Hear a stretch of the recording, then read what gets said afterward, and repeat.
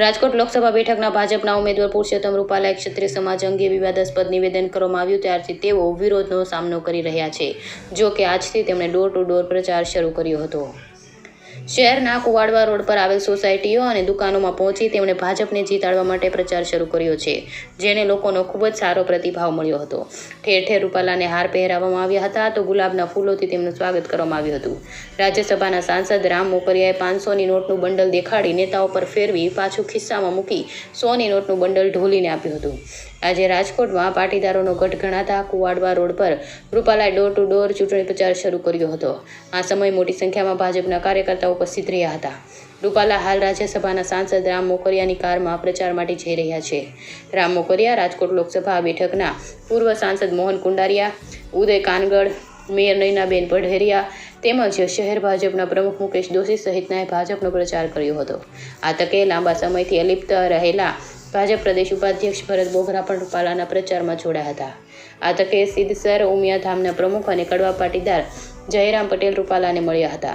જો કે અહીં સૌથી આશ્ચર્યની વાત એ હતી કે સામા કાંઠે જ્યાં રૂપાલાએ પ્રચાર કર્યો ત્યાંના આગેવાન અને લેવા પાટીદાર સમાજના ભાજપના આગેવાન ગણાતા અરવિંદ રૈયાણી દેખાયા ન હતા।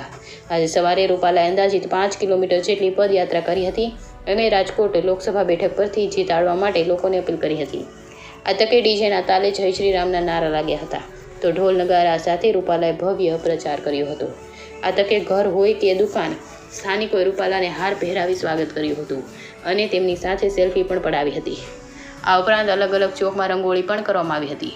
પાટીદારોના ગઢમાં રૂપાલાનો ભવ્ય પ્રચાર જોવા મળ્યો હતો। આ ઉપરાંત ક્ષત્રિય સમાજ રૂપાલા સામે રોષ ભરાયો હોવાથી રૂપાલાની સાથે મોટો પોલીસ કાફલો જોડાયો હતો।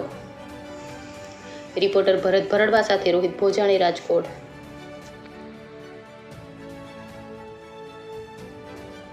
આજથી પરસોત્તમભાઈ રૂપાલાનો ડોર ટુ ડોર અમારા ઉમેદવાર યશસ્વી વડાપ્રધાનના સમર્થનમાં જે ઊભા છે એના માટેનો પ્રચાર કરી રહ્યા છે।